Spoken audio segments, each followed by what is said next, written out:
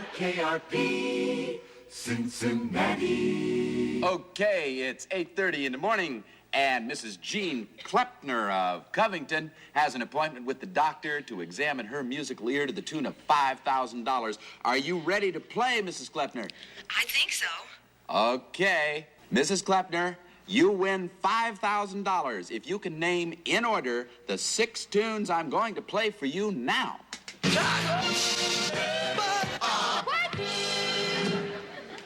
Okay, Mrs. Klepner? Now that shouldn't be too hard, should it? Okay, here we go. For $5,000, name those songs. Can I say hello to my mother in Norwood? The songs, Mrs. Klepner? Oh, well, here goes.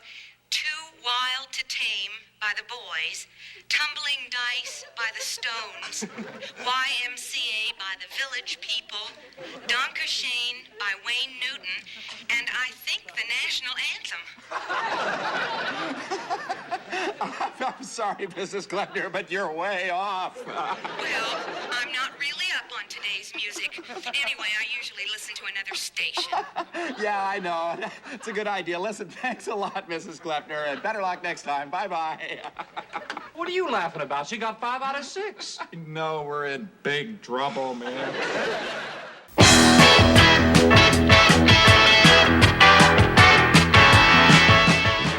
Listen up, fellow babies. It's time for Hold My Order, Terrible Dresser, the deep dive history nerd WKRP in Cincinnati podcast. I am Rob McDougall, and with me, as always, is Mike Grasso. Hey, everyone. And today we are looking at episodes 11 and 12 of WKRP's first season, The Contest Nobody Could Win, and Tornado. We're going to start with The Contest Nobody Could Win. It has a, I think, charmingly literal title. It makes me think of The Bus That Couldn't Slow Down or something like that. And yeah, I think this is another one of those, might be another one of those episodes based on a true story or a radio urban legend. Mm-hmm. But in this episode, Johnny accidentally announces that the prize for the station's mystery music contest is $5,000 instead of $50. So Johnny and Andy and Venus, they scramble to come up with a contest that would be impossible to win. And they string together 6 tiny snatches of songs. Yet the very first caller, it's a great scene, gets 5 of the 6 songs right. And the second caller nails all 6. Yeah, and Rob, this one we've talked about a little bit prior to today. I have a lot of very fond memories of this one from childhood, because again, this is the kind of concept that's funny, no matter what age you are, you know what I mean? Like the idea, especially in a sort of like digital editing age of like putting together a half a second of like 6 songs. Yeah, I just love that scene. I love that scene where they actually do the editing in the editing bay or whatever with the reel-to-reel tapes and scissors and Scotch tape, you know. Yeah, the Scotch tape was the best bit for me. I'm like, well, what are they? Oh, they're just using a plain old roll of Scotch tape from the drugstore. Yeah. I always like when TV show kind of expands its world a little bit, shows us a set that we haven't seen before. It's like on Star Trek when they crawl into the Jeffries tubes, you know. Yeah, and it definitely shows them expanding WKRP's universe, because we just got the bullpen a couple of weeks ago. We just got the bullpen. Yeah. And let's just give Bailey her props that it's Bailey who is the one who actually has the editing chops to splice these tapes together. Oh, he ain't hurt. He just can't cut tape. Here, let me do it. You know how to do this? Yeah. I learned editing in journalism school. College graduate. Well, you never went to college. Hey, man, I went through Princeton. I'll bet. I did. Was in a car. It's a squad car, actually. Very, very educational. Here, it's finished. Hey. So obviously, Rob, this plot kind of repeats the very basic sort of plot points of a lot of the early episodes of WKRP, in that Andy coming in has caused confusion and conflict with one or more of his publicity stunts or whatever. And then, you know, Herb, and to a lesser extent Les, try to capitalize on it by going to the big guy.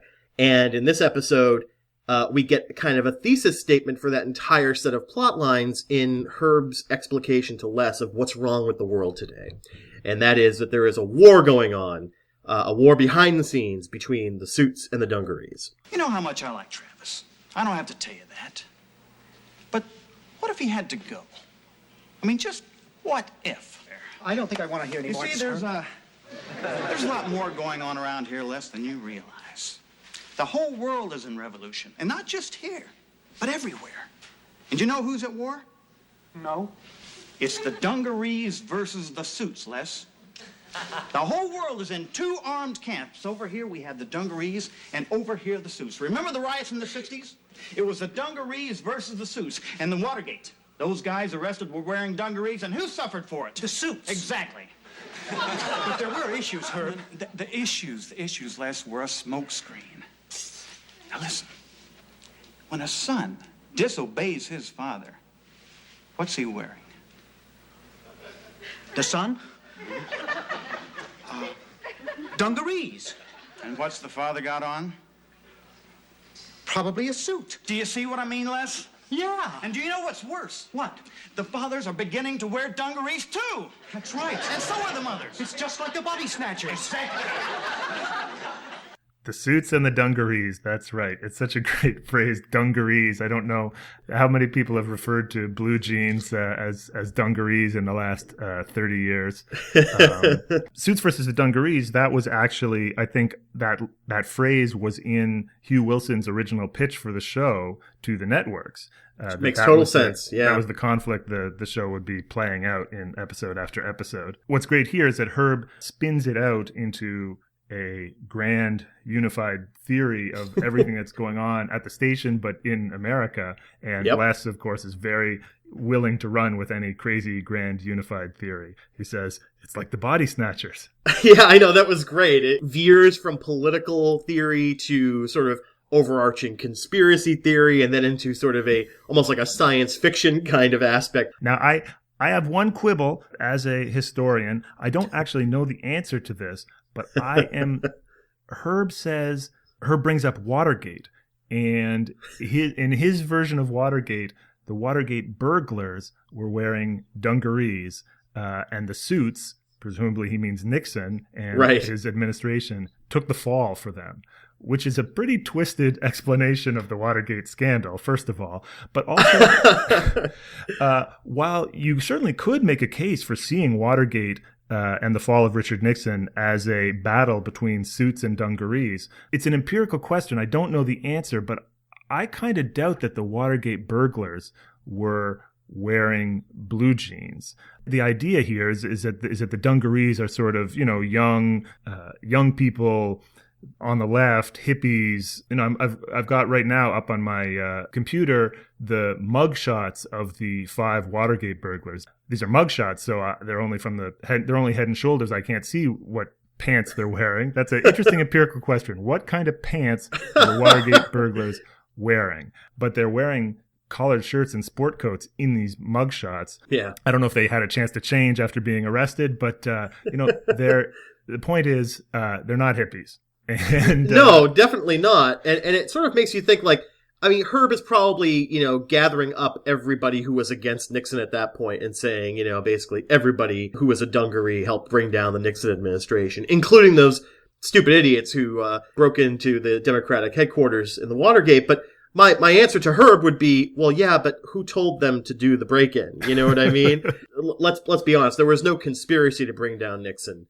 And it was not headed by anybody in the Dungaree camp. The people who brought down Nixon were CIA and CIA affiliated, and if there's ever been a suit in the world, it's been the Central Intelligence Agency. 121 Mark. Okay, listen up. Fire team discipline in there at all times. Keep your radios on at all times during the entire penetration. Check yourselves. False IDs? Jim. No wallets, no keys. We rendezvous where? The Watergate, room 214. When?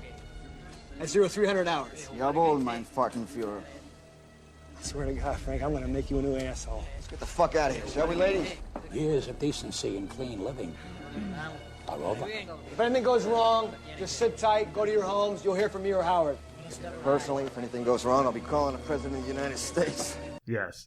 Now, I'm now just curious about the empirical question of what they were wearing and how one would find that out. I'm sure that information is in some book somewhere. I have at various times taught a historical research methods class, and and I'm interested, and I teach digital history research, but a lot of our work goes into just convincing students that there's more to historical research than just Googling it.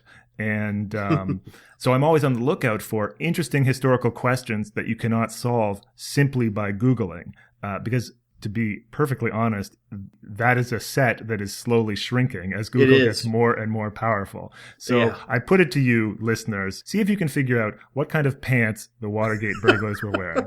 Hey, there's our contest for the week. There's our contest for the week. I don't know what we can award you if you find out what kind of pants they were wearing, but we'll figure something out. It won't be $5,000, that's for sure. The contest, somebody could win. Howard Hunt or G. Gordon Liddy or one of their relatives, call in. We'd love to hear from you.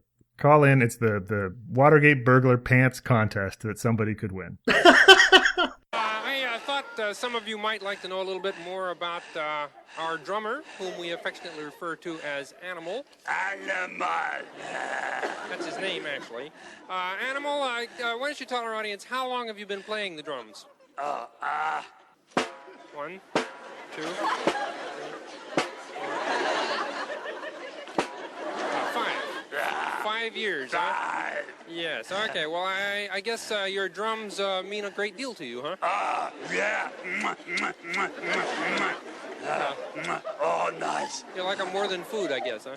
They are food. Eat drums, eat cymbals. How symbolic. Bad pun. Yeah. Listen, I imagine you have a lot of idols. Yeah. Buddy Rich. Oh, yeah. Gene Krupa. Yeah, Krupa. Tony Checkers. He's our new drummer. He begins next week.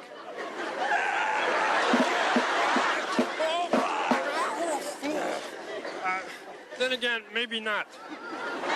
So there was a couple of other really great details in that scene, and I think the first one we should talk about is we talked about Suits versus Dungarees this week, and we've referred to it a couple times in some of the past episodes. But we also referred to a few weeks ago the idea that everybody at the station can be kind of grouped into an order versus chaos Muppet kind of paradigm. And so, obviously, both of us being sort of nerds and gaming nerds, we both came up with the idea that we could really put together an alignment chart for WKRP. Yes. There's two groups of people that have this thought. I think anytime you have two variables which you can group people, draw those variables into an x-axis and a y-axis. The two groups of people that kind of do this instinctively, I've heard that MBAs, basically a friend of mine did an MBA and she said that, yeah, that's all we did is draw XY graphs, and sort of like of different things. But yes, to me, as soon as you draw an XY graph, you're talking alignment, lawful good, chaotic neutral. You can slice the characters on WKRP along the Order Muppet, Chaos Muppet axis, and you can also slice them along the Suit versus Dungarees axis. You do that together, you got yourself an alignment chart. So picture this. Order and Chaos will go from left to right, just as they do in Dungeons & Dragons, Law and Chaos. And we'll say Dungarees, Suits goes up, down. So Dungarees is at the top, Suits is at the bottom. Right. So starting in the first quadrant, that's the upper right quadrant, you've got your Chaos Dungarees, right? So that's, is it obvious? Well, I think Johnny is. Johnny is certainly. there. Of course, we said Johnny is the Loki, the Chaos Muppet par excellence, the trickster figures. Moving clockwise around the graph, we then have the Suits. The bottom half of the graph is the Suits, and I would say that going out of order, your Order suit is less. And your Chaos suit is Herb. Absolutely. I was just going to say that. The Chaos suit is Herb. If Johnny is the trickster figure in these first few episodes, I mean, we've talked about Herb being the antagonist and sort of the one who sets into play a lot of the conflict that happens in these early episodes. And we're rooting against him because, he's square and he's a tattletale and he's all of these things. But he's not Order, Right. He stirs up just as much trouble, just as much shit comes from Herb's crazy schemes as Johnny. So he's the Chaos suit. Less is the Order suit, and then I would say less is an Order suit, and I think there's a couple of reasons why. And I think one, the fact that he literally paints walls on the floor. That's the perfect example of the Order suit. Exactly. Sort of paint walls on the floor, exactly. And then the fourth quadrant. We'll get into the sort of edge cases in a second, but the fourth quadrant up in the upper left is the Order Dungaree, which may seem like a contradiction, but of course we have an Order Dungaree in Andy. Yeah, maybe not so much in these early episodes, episodes, but in future episodes, he's got to get Johnny to stick to the playlist and put in some of the hits, and he's an authority figure. But he's also relaxed, and he's relatively hip, and all of these things that we associate with the Dungarees. He's also younger, so now we get to the edge cases and the trickier ones. Yes. Tell me what you think. I put the big guy as neutral suit. Neutral suit is precisely where I would put him as well, but I kind of want to take him completely off this graph and make him neutral good. Well, he is D&D wise, because he's yes, exactly. He's very purely sort of convinced and sort of tries to do the right thing at all times. But yeah, I think he's a neutral suit. I think that's perfect. Neutral good suit. Then the women, I found it hard to place the women on the order chaos. I think generally both women are forces of order on the show. Definitely, yeah. So I would say that Jennifer is order neutral with suit tendencies. Yes. And Bailey is order neutral with dungaree tendencies. I think that's pretty accurate. I think you break down sort of the age difference in the suits versus dungarees there. I always get the sense that Jennifer is a little older than Bailey, a little more experienced. And again, Jennifer, I can't picture her relaxing in dungarees at all. So we need to talk about Venus, right? Because... Well, so that leaves one person, and here's what I want to say. I want to say that Venus is that very rare thing in Dungeons & Dragons, true neutral. That he is the center around which all of this, because I don't think you can place him on any of the axes.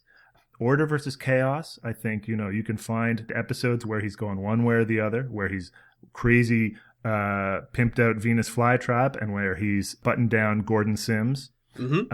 And then suits versus dungarees, Mr. Carlson refers to him, they think of him as one of the young guys, but technically the things that Venus wears are not usually dungarees. He often does wear suits or right. things very close. He's a dandy, and he's got his own kind of finery. Yeah. So the implication of all this, of course, is that if you map this diagram onto the map of the outer planes, Planescape better than me, but as I read it, that means that when Herb dies, he will go to the abyss. Absolutely. But Johnny will go to, is it the Happy Hunting Grounds? No, it's Arborea or Olympia. I mean, he'll basically be going to hang out with the Greek gods. And you know what? That puts Andy in the Seven Heavens, which are very straight-laced and very boring, which I think fits him really well, actually. And does Bailey end up in the one with the cubes? I know you like the one with the mojo.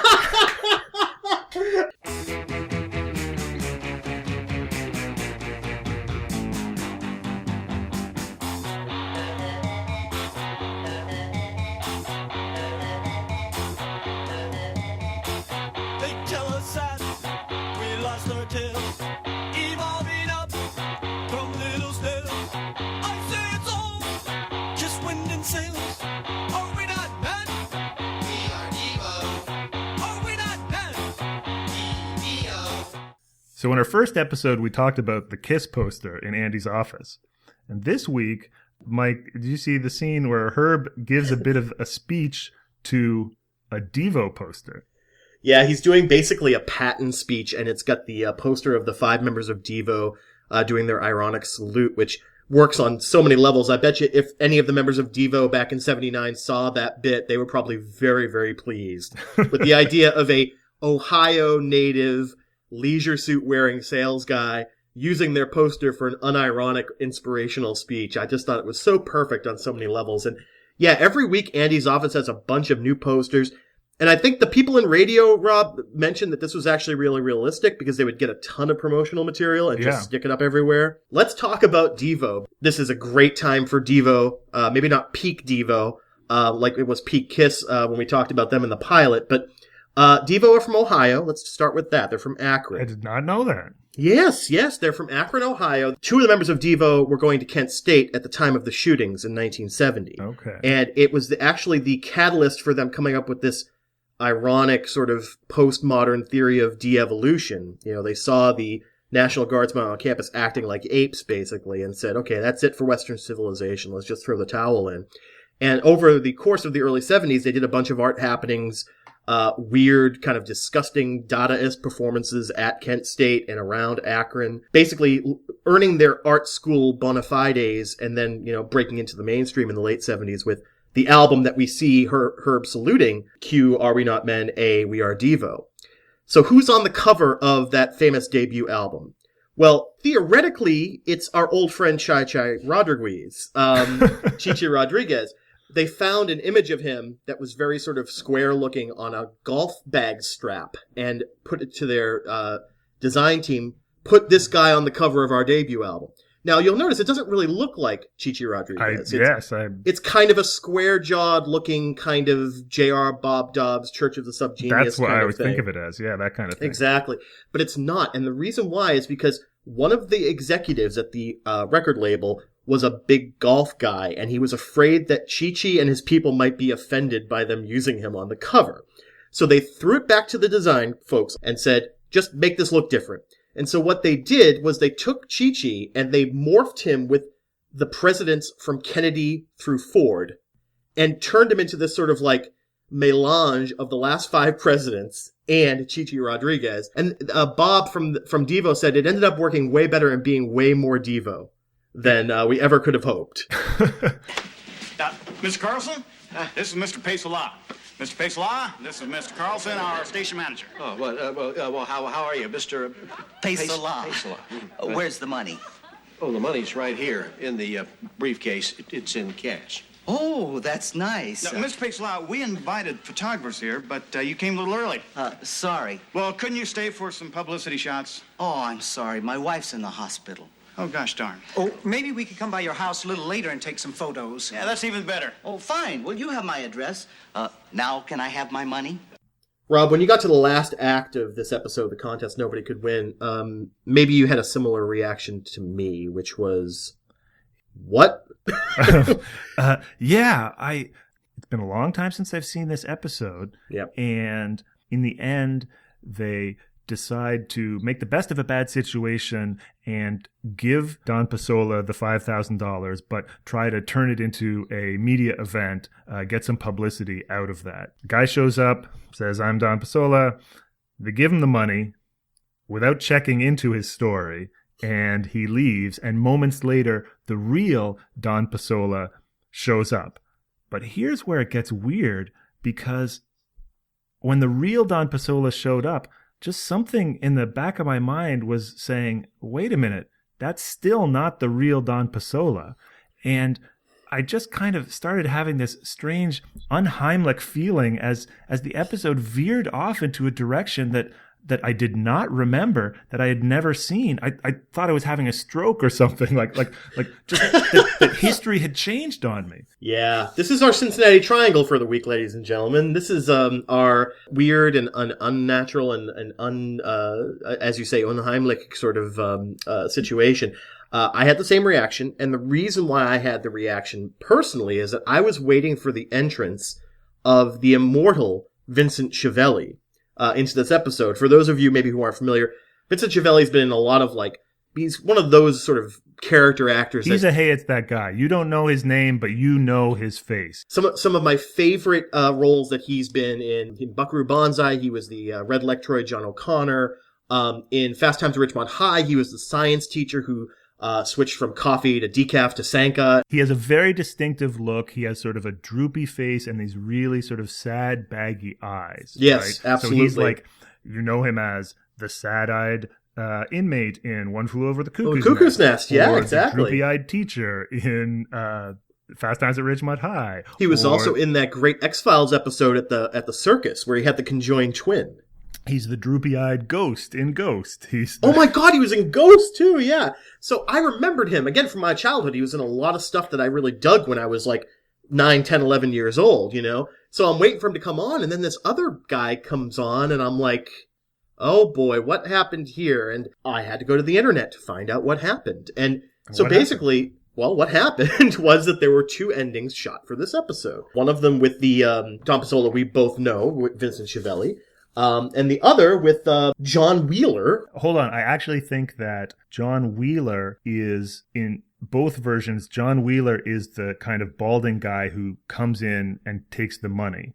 And then it's another guy. Tracy Walter is a sort of blonde guy with longer blonde hair that showed up in this. Is that right? No, basically the fake... This is great how confusing this is. Oh my God, my brain hurts. The fake Pasola in the episode on the DVD is John Wheeler. The fake Pasola in the episode we remember is Vincent Schiavelli.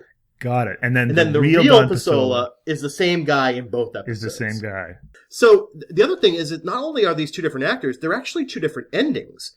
Because in the episode with John Wheeler that's on the DVD, he gets away with it. Yeah. And they owe $10,000 total because they have to pay the real Don Pisola too. In the episode we remember from syndication in our childhoods, Johnny leaves the station, goes down to the parking garage, and intercepts the fake Don Pisola and gets at least that $5,000 back. Saves the day that way. How does he get the money back? Does he It's implied that he beat him up.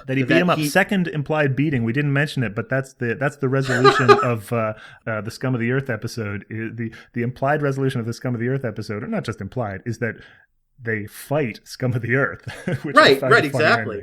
Hey, listen, Rob, radio is a rough and tumble business, all right? You gotta be ready to just like roll up your sleeves and beat up a guy if necessary, right? Okay, but what is going on here? Why are there two different episodes? Why did they film two different episodes and then hide one for 30 years and then put it back on the DVD? Well, that's the real question, isn't it? Is sort of like, why would you film these two? Because we know from what we've talked about in previous episodes that music rights were a big problem in putting these into syndication. And sometimes it meant that whole scenes had to get deleted or moved or changed.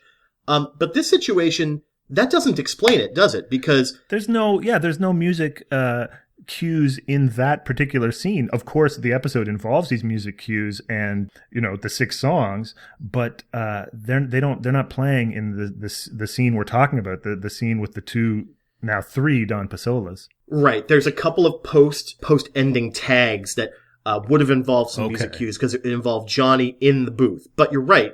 The actual scene where the money is given over, there's no music because it's in the lobby and there's no reason for it. So this is still pretty much a mystery out there. And people on various forums, not only dedicated to WKRP, but dedicated to all kinds of sort of like, there's a hi-fi forum that we found some, the hometheaterforum.com, there's a great thread where people are talking about what the hell happened here for the DVD version. We don't have an answer for this one, and it exists in that sort of, again, that misremembered sort of hoary netherworld of like, I remember this being different. Why is it this way? And from my childhood, I can't remember. I mean, you and I have talked a lot about nostalgia in this podcast so far and talked about how we can't always remember things very clearly that happened 30 years ago.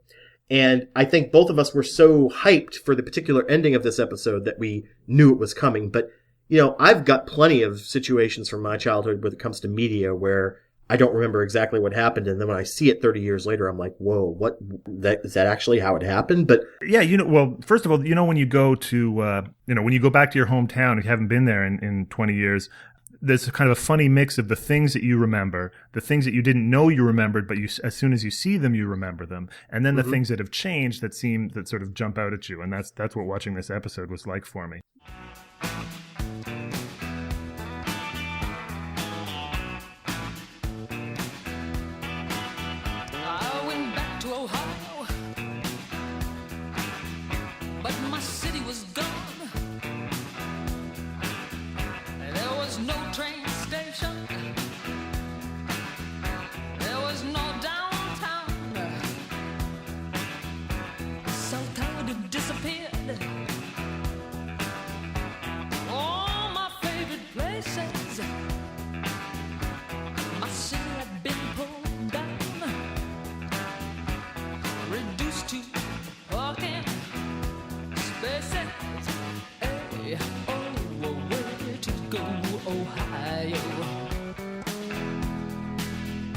I want to salute the members of this home theater forum because it really is a awesome, ridiculous thread.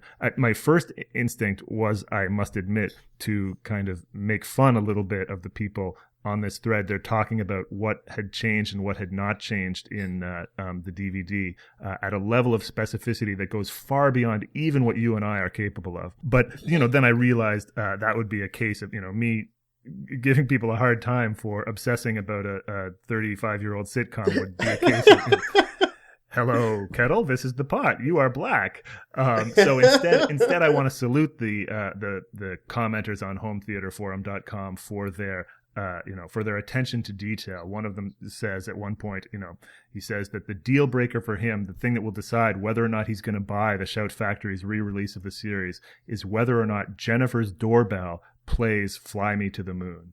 And I'm happy to say, Home Theater Forum commenter, that it does play Fly Me to the Moon. So I hope you enjoy your DVDs. So, Rob, we were talking about misremembering and sort of having hazy memories of media from our childhoods. I know, I mean, when I think of alternate endings, the first thing I think of is the movie Clue, which bombed at the box office because you had to go and see 3 different versions of the movie, but got a real cult following once it aired on like HBO because they could just show all 3 endings at once. So there's a situation where people might have remembered their own ending and then kind of brought it back into sort of the, world 30 years later and said, oh yeah, I remember that ending.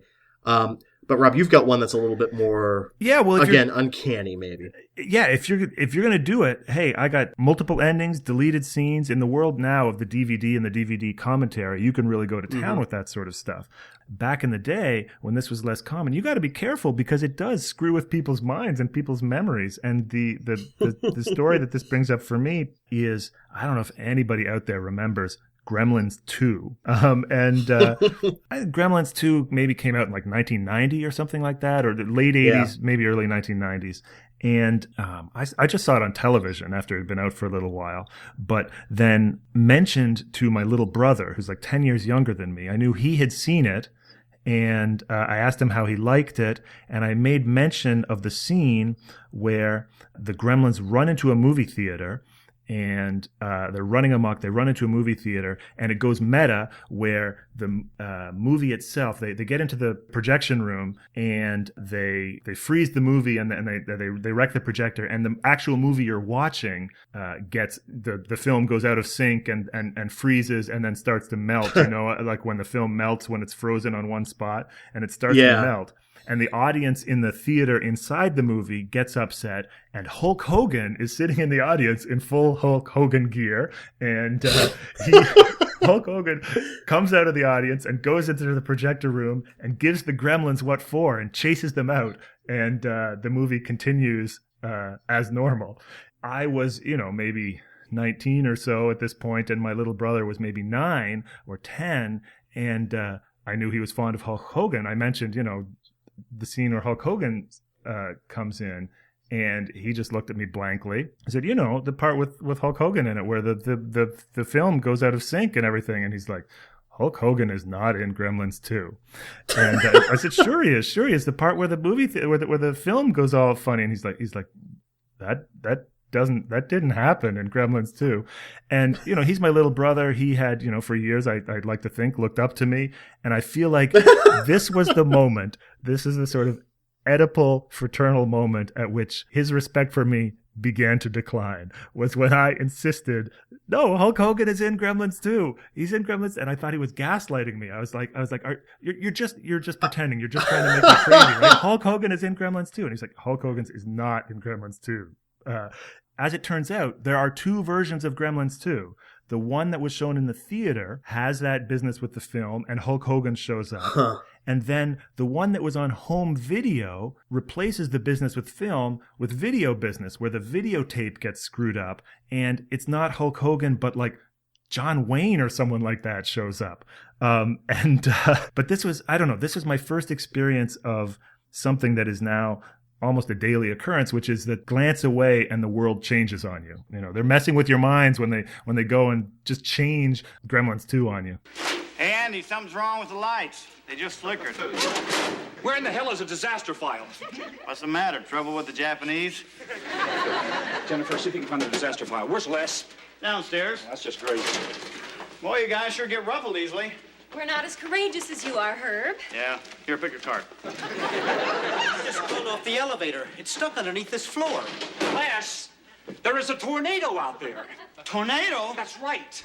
We're all gonna die! So let's talk about Tornado, Rob. Yeah.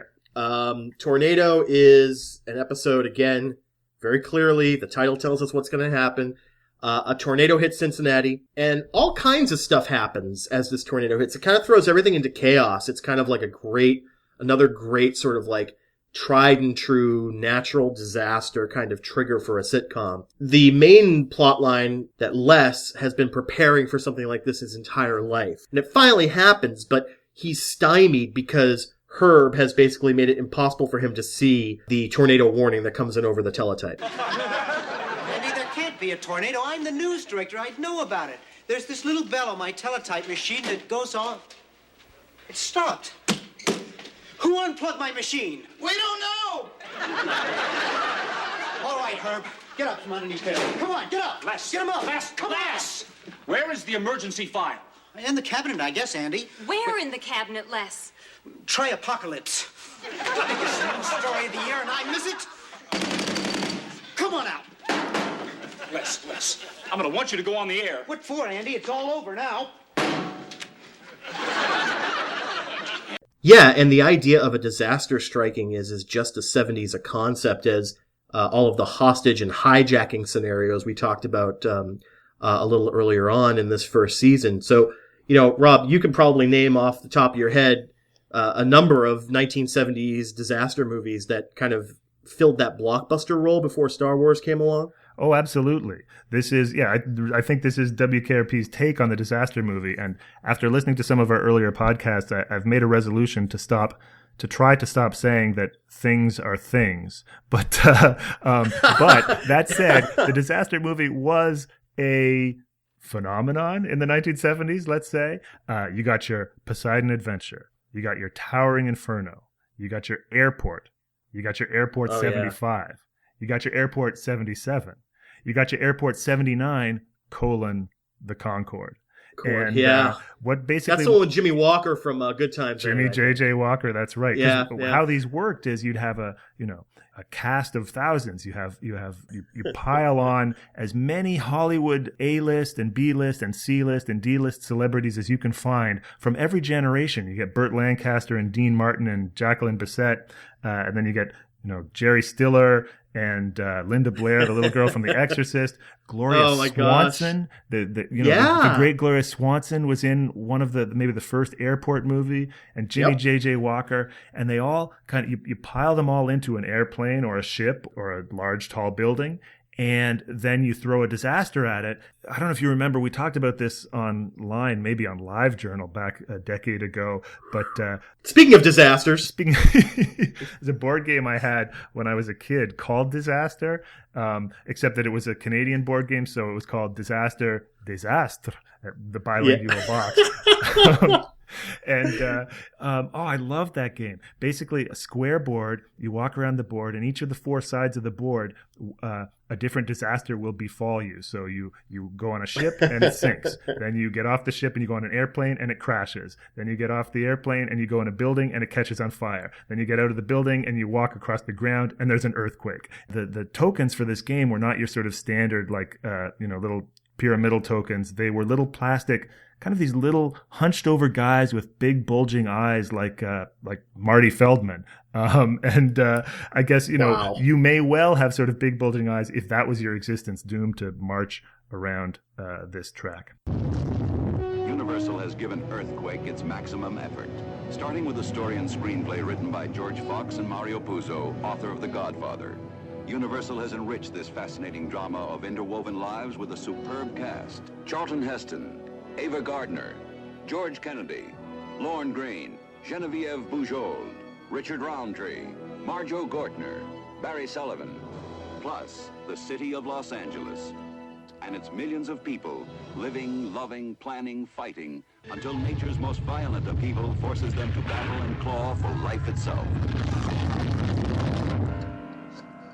That really gets me thinking about sort of why was the disaster movie so big in the 70s, and I have a couple of theories on that. One being sort of the threat and increased awareness of ecological collapse, which I think is something that you can see in movies like, The Andromeda Strain, for instance. And it's kind of funny that I mentioned The Andromeda Strain because the plot point in The Andromeda Strain where the teletype machine's bell gets stuck by a little piece of paper is kind of echoed here when Herb just unplugs the ringing teletype machine. Ecological collapse, and I also think infrastructure collapse as well. I think that the oil crises and sort of the idea of America in decline may have been on the minds of some of the people who were in the big buildings and the big ships that you mentioned is sort of like the idea that we can't keep America going, so it's all going to fall apart. And sort of you have this sort of anxiety over American infrastructure kind of beginning to collapse. Yeah, that makes a lot of sense. The kind of another expression of the 70s malaise we've talked about. You have these downbeat disasters, and a disaster movie, of course, is a way of enacting and kind of a cathartic way of experiencing a disaster without really experiencing it. That's the demand side explanation for all these disaster movies. On the supply side, I think that what you have in 70s pop culture is a surfeit of B-list celebrities. Basically, you have more B-list, C-list celebrities than you need, and so you have a lot of variety shows on television. You have, Battle of the Network stars. You have a lot of these kind of people who are sort of famous, not totally famous, but they want to be on TV. Out there, run it with us. We'll determine who the best team is. You're going for a little negotiation technicality. That's your captain. He lodged the protest. You and I want to run 100 to see who the fastest is? Yes. Let's go. All right. Wow. We've had a whole change here. Just a minute, Howard. Yes. They're going to have a runoff. We insist that we're in it as well. If they run the race, they have to run the whole race, not between two people, Howard. Farrah, baby, I'm not in charge of the rules committee.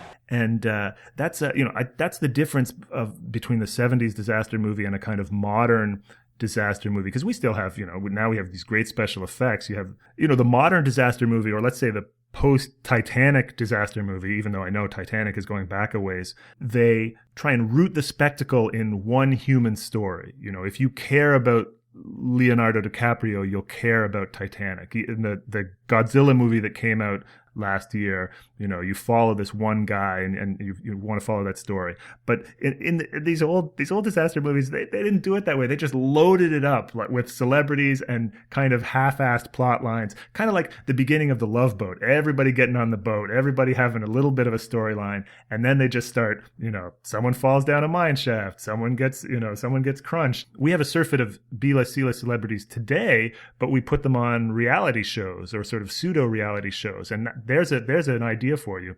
Or combine the modern reality show with the old 70s disaster movie. Like get, 20 B-list celebrities and put them in a towering inferno. Yeah, you got something. It's our pleasure to welcome you to WKRP. They don't speak English. No English. Oh. Maybe he could interpret. Sure. Señores, es un gran placer para el señor Carlson darle la bienvenida a esta humilde estación WKRP.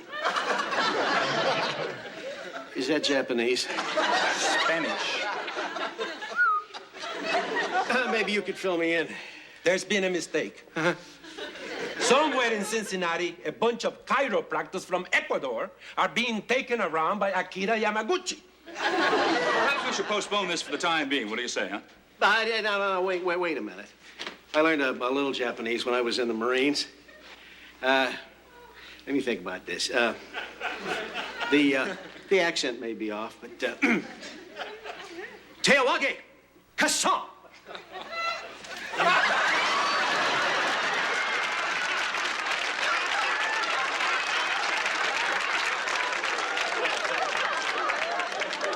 Oh boy.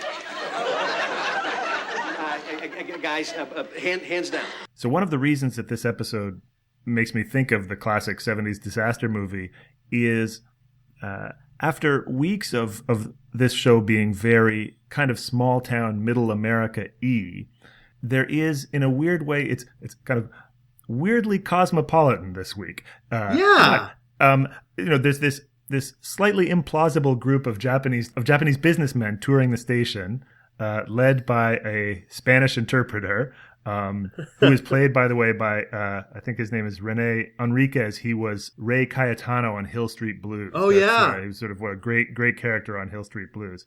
But that generally the station seems to be this little kind of backwater that nobody knows anything about. But this week, it's everybody's coming through here, and that feels like the sort of extraneous plot line you might have in one of these disaster movies. Oh yeah, I mean totally. The Japanese executives is taken right from the taking of Pelham 123. Right. Walter Matthau insults them to their face, and then they end up being able to understand and speak English. The idea of there being sort of enough interpreters in the greater Cincinnati area that a Spanish and Japanese ones could get switched. That's also a little bit implausible, but adds to the humor. They go to the obvious joke about the big guy being in the Pacific in World War II and, telling them to surrender, basically. But it's sold by the look on Gordon Jump's face after he says it. It's almost like this innocent, oh, did I do that kind of look? And it's like, yeah, that's a really cheesy, stereotypical joke, but he sells it somehow. Yeah, he's sort of horrified, and he's already just given Les a hard time about being suspicious of the Japanese. The big guy is a big hero in this episode. He is. There's the scene later where he saves a little girl who apparently is home alone listening to classic rock radio during a tornado and chooses to call in to the station, as you do. And it's a very sweet scene. At the end of it, Les asserts that Mr. Carlson has saved her, and we assume that is true without anyone doing any kind of following up to see if she's okay. The big guy snaps into Navy mode, basically. I said in our notes for this, he takes control of the PT ship, and he kind of Les becomes ineffectual because all of his documents are for a communist uprising in Cincinnati. I'm in charge here now. Les, you get that emergency file and you get on the air right away. All right, Mr. Carlson, but we've got a problem with this plan. I don't want to hear about your problems. I want you to get on the air with that emergency file and right now. Yes, sir. I'm going to play a record, Mr. Carlson. We don't have time now for records. Well, I don't know what to do. I told you there was a problem with this plan. What problem? It doesn't cover tornadoes.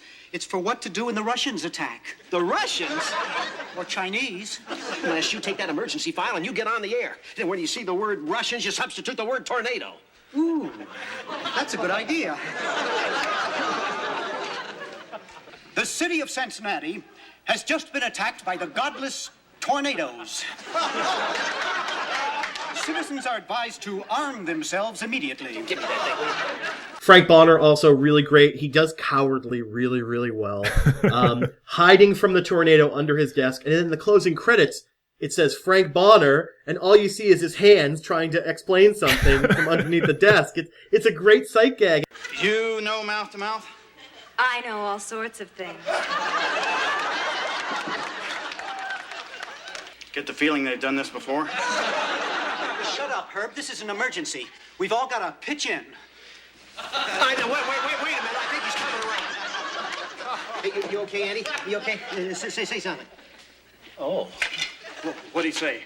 Don't stop. I guess the big crux and sort of turning point of the episode and the big, sort of thing that needs to be resolved is Andy pushes Les away from the window when the tornado cloudburst comes through, and Andy gets hurt by the flying glass and shrapnel. And there's a little bit of physical comedy that's mined by, everybody moving him. And then Jennifer says, "You don't move an unconscious person," and they move him back to the original desk, which is really, it's an obvious joke, but it's a funny one. But, Andy kind of gets resuscitated by Jennifer, and it's sort of this, again, Andy is the eye candy, for the people in the audience who like guys, and Jennifer is the eye candy in the audience for the people who like ladies, and the two of them kind of have this weird pseudo hookup situation in this episode. So, Rob, what can you tell us about sort of the Andy-Jennifer shippers out there? And I don't know if there were Andy-Jennifer shippers, but if there were, rejoice, because, and I didn't learn this until years later, in real life, Gary Sandy and Lonnie Anderson were hooking up, or I don't know, they were a couple. They met on the set of WKRP, clearly, and she, I think, left her husband for him. Wow. I mean, Lonnie Anderson had a number of husbands over the years, a number of marriages over the years. Later, famously married to Burt Reynolds. I gotta say, I don't know why they're red-blooded, good-looking adults. Why can't they be together? But when I found out that Andy and Jennifer were sleeping together, I kind of took it hard. I got to tell you, it's strange. It was a little bit like, I don't know, that feeling you have when you discover that two of your friends have secretly been sleeping together for several months. Well, it is, because it's a family cast, right? Nobody, with the exception of episodes like, Les's date with Jennifer and a couple of other episodes where people kind of have that casual sort of like, let's go out together. And we obviously all wondered about Bailey and Johnny, but like, it's a family. It's not, there's no Sam and Diane in this cast. Yeah, so it feels even because it's a family, it almost feels incestuous. Yeah, I mean, the other thing we have to remember about Lonnie Anderson in this time period is that her exploits later on with Burt Reynolds became fodder for the tabloids at the time. We posted a little something on our blog a few weeks ago with the Weekly World News cover with the stars of WKRP and the UFO abduction. Yeah. I went through some of the old Weekly World News issues, miracle cancer cures and, UFO sightings and all this other stuff. And Lonnie Anderson was on the cover of probably 5 or 6 of these with really just very flimsy excuses for stories because they knew that if Lonnie Anderson was on the cover of their tabloid, they could sell more issues. So her being married to Burt Reynolds was kind of like the Brad Pitt and Angelina Jolie of their time, let's say, Yes, absolutely. They both would go on once that relationship fell apart to write tell-all biographies. My willingness to research this podcast did not go so far as to reading Lonnie and Bert's dueling biographies. And finally, back again, Burt Reynolds in a commanding lead with $14. Hey, check out the podium. Look at this. Mr. Reynolds has apparently changed his name to Turd Ferguson. Yeah, that's right. Turd Ferguson. It's a funny name. Great. Let's take a look at the final board. And the categories are potent potables, sharp things, movies that start with the word Jaws, a petit déjeuner. That category is about French phrases, so let's just skip it. Hey, I speak a little French. You're an ass bite. Pardon my French.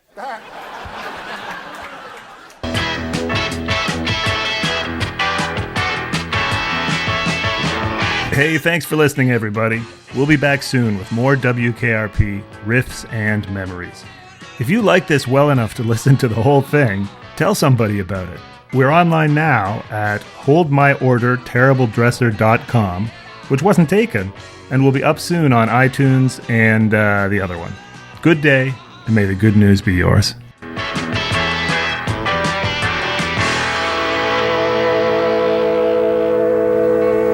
Hold My Order, Terrible Dresser is recorded before a live studio audience.